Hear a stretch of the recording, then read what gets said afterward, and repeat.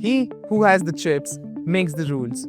Couldn't be truer for the semiconductor industry. It's a gold mine of opportunities. Our government is investing 76,000 crore to build a domestic semiconductor ecosystem. The semiconductor market in India is set to cross $110 billion by 2030. And what does this mean for people like you and me? 1.5 lakh new jobs. But are you ready for that job? Because I am. I am studying at NAMTECH School of Manufacturing Design and AI, where we are all gearing up to ride the semiconductor wave.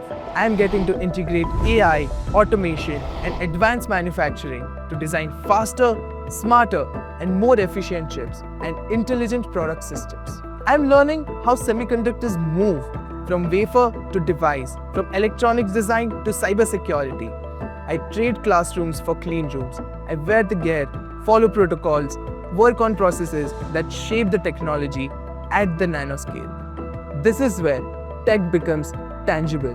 Telecommunications, electronics, defense, healthcare, automotive, aviation. Chips are the new economy, and the future will belong to those who know how to build them. If you're ready to power the world and build the technology everyone else depends on, scan the QR and become techno-manager the world needs.